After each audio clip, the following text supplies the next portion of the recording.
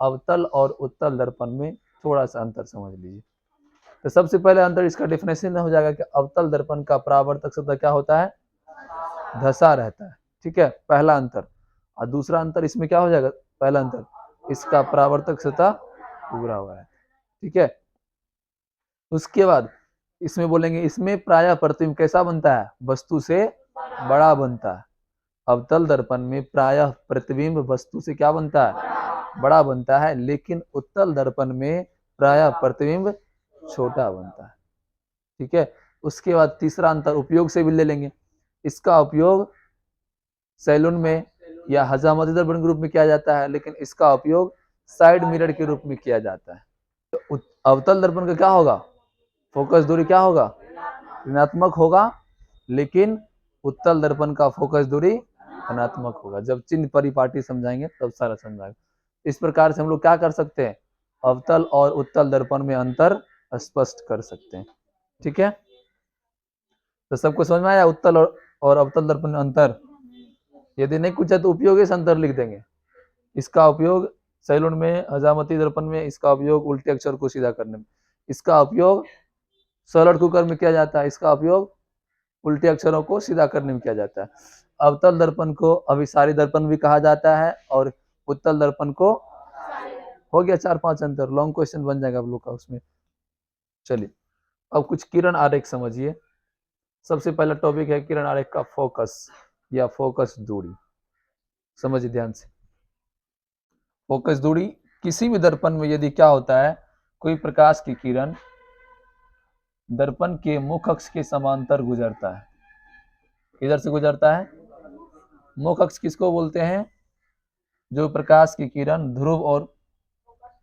ध्रुव और वक्रता केंद्र से होकर गुजरती है। तो ये हो गया दर्पण का ध्रुव, जिसको हम लोग क्या कहते हैं, कि पढ़ा चुके हैं प्रीवियस क्लास में सबको। और ये हो गया गोलीय दर्पण का केंद्र, तो इसको क्या कहते हैं, वक्रता केंद्र सी। तो ध्रुव और वक्रता केंद्र से जो प्रकाश की सीधी रेखा गुजरती है या सरल रेखा गुजरती है, प्रकाश की नहीं रेखा गुजरती है, उसी रेखा को क्या कहते हैं, मुख्य अक्ष या प्रधान अक्ष, क्या कहते हैं। अब देखिए यदि मुख्य अक्ष और इसके समांतर कोई प्रकाश की किरण आ रहा है, किसके समांतर, बिल्कुल समान दूरी पर आ रहा है, ठीक है, इस लेवल में आ रहा है, उसके बाद दर्पण से परावर्तन होगा और जिस बिंदु से मतलब परावर्तन के बाद मुख्य अक्ष को जिस बिंदु पर कटेगा वही कटान बिंदु कहते हैं फोकस। इसको कैपिटल एफ से सूचित किया जाता है। आया समझ में सबको।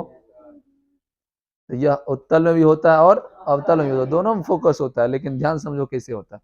ये अभी हम किसका दर्पण, किस दर्पण बता रहे हैं, किस दर्पण का है ये, अवतल दर्पण का है। दोनों में यही डिफिनेशन देना है कि जब कोई प्रकाश की किरण मुख्य अक्ष के समांतर गुजरती है तो दर्पण से परावर्तन के बाद मुख्य अक्ष के जिस बिंदु को काटती है वही बिंदु क्या कहलाता है, फोकस कहलाता है। क्या कहलाता है वही बिंदु।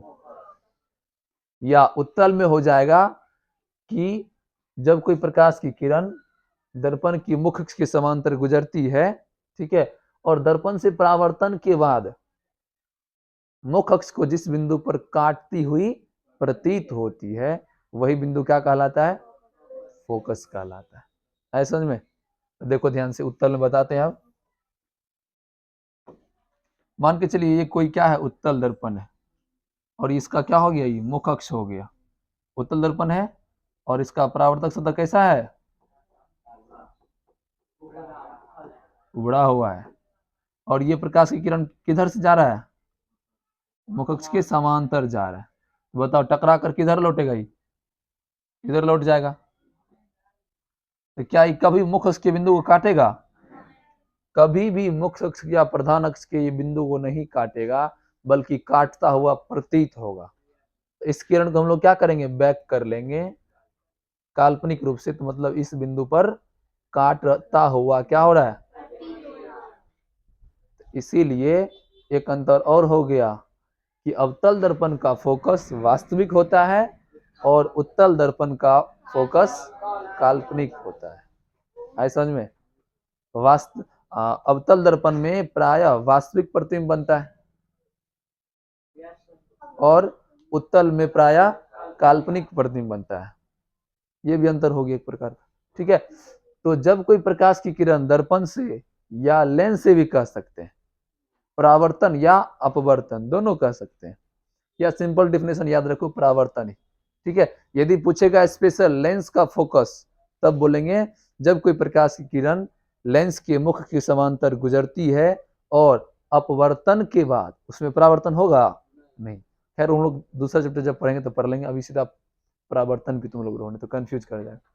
तो जब कोई प्रकाश की किरण दर्पण से परावर्तन के बाद मुख अक्ष के जिस बिंदु को काटती है या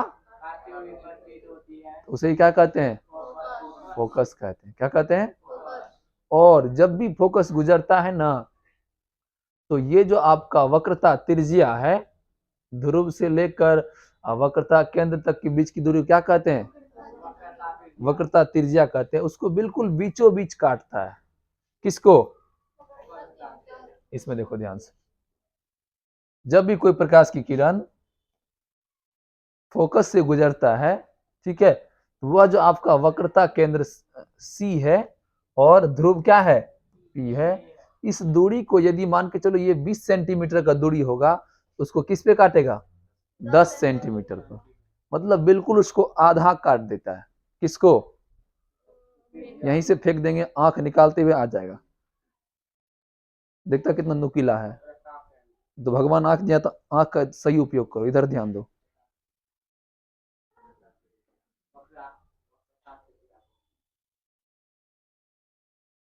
हाँ, ये जो आपका मुख अक्ष है, ये मुख अक्ष को कितने भागों में बांटता है? 2 बराबर भागों में बांटता है। कौन? जो फोकस की रेखा आ रही है, यानी कि इसका जो फोकस बिंदु है ना, दोनों का दूरी बिल्कुल समान होता है। इसका मतलब ये हो गया फोकस दूरी। पी से लेकर फोकस बिंदु तक की दूरी को क्या कहते हैं? और फोकस दूरी को स्मॉल एफ से सूचित किया जाता है। तो बताओ वक्रता त्रिज्या में क्या गो फोकस? एगो फोकस इधर हो गया, इधर एक और हो गया।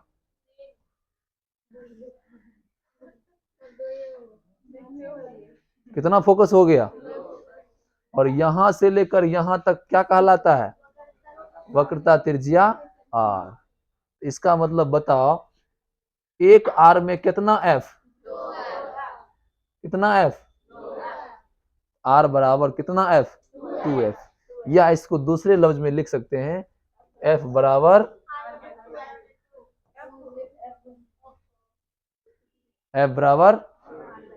इसको हम लोग कहेंगे कि वक्रता त्रिज्या फोकस की दुगुनी होती है, या फोकस वक्रता त्रिज्या की आधी होती है समझ में?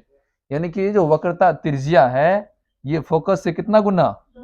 क्योंकि इसमें फोकस के जैसे जैसे 2 फोकस आ गया है, नहीं आ गया है? एक वक्रता त्रिज्या में कितने फोकस दूरी की कैपेसिटी रहता है? 2 फोकस दूरी अपने अंदर रखता है। कौन? एक आर। क्यों? क्योंकि जितना इसका वक्रता त्रिज्या है, तो जो फोकस है ना बिल्कुल मध्य बिंदु में, बिल्कुल बीचे में है। इसी कारण वक्रता त्रिज्या में कितना फोकस? अकेले आर कितना एफ को देख लेता है? 2f को देख लेता है। इसका मतलब f जो होता है वो r का आधा होता है। f मतलब फोकस दूरी, स्मॉल f मतलब फोकस दूरी, कैपिटल F मतलब फोकस बिंदु, या उसको हम लोग बोलते हैं, हाँ फोकस बिंदु ही कहते हैं। अब फोकस दूरी को फोकसांतर भी कहा जाता है। फोकस के अंतर को क्या बोलते हैं? फोकसांतर, ठीक है। तब फोकस दूरी को स्मॉल एफ से, फोकस बिंदु को कैपिटल एफ से, ठीक है। तब फोकस दूरी जो होता है वक्रता त्रिज्या की, या वक्रता त्रिज्या फोकस से दुगुनी है समझ में? इसको हम लोग मैथमेटिकल पोर्शन से आगे प्रूव करेंगे। फिलहाल इतना सबको समझ में आया? फोकस समझ में आया? फोकस दूरी, वक्रता केंद्र, वक्रता त्रिज्या, ध्रुव, चलो सब समझ में आ गया। आगे बढ़े? आगे बढ़े अब? चलिए आपको बताते हैं उत्तल दर्पण में कैसा फोकस होता है। जस्ट थोड़ा सा बताए थे आरेख में, लेकिन यहाँ भी समझ लो। अब फोकस सबका लगभग वही कंसेप्ट रहेगा सब में।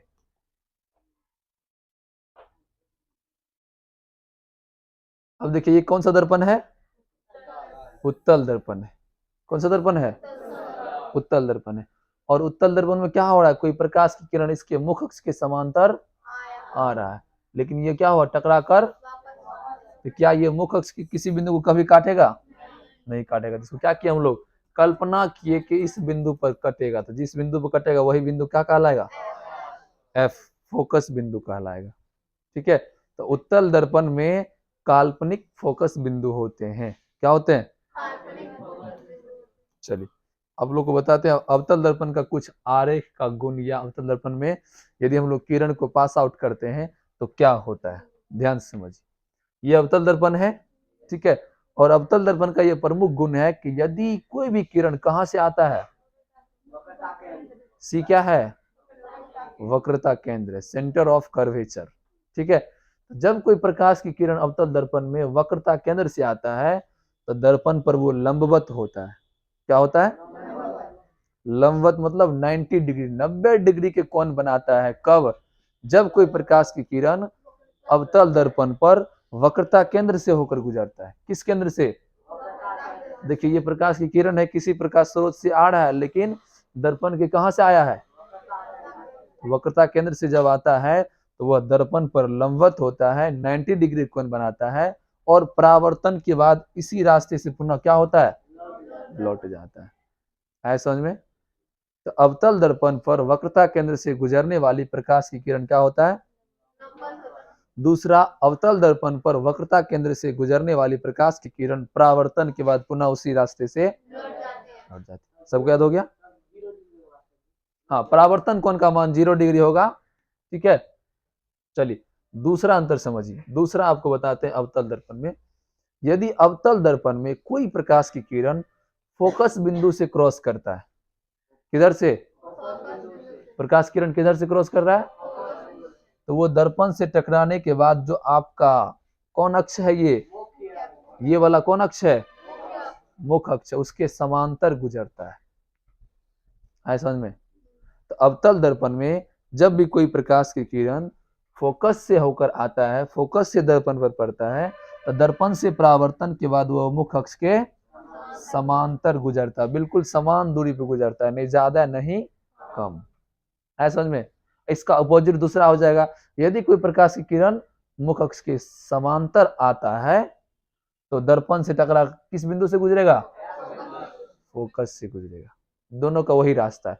यदि फोकस से आया तो मुख अक्ष के समांतर, यदि मुख अक्ष के समांतर आया तो फोकस। दोनों डायरेक्शन में सेम कंसेप्ट आया समझ में? बोलो उदय, आगे समझ में? तो जब कोई प्रकाश की किरण क्या होता है? तो परावर्तन के बाद, जब कोई प्रकाश की किरण मुख अक्ष के समांतर आता है तब परावर्तन के बाद कहां से? चलिए ठीक है।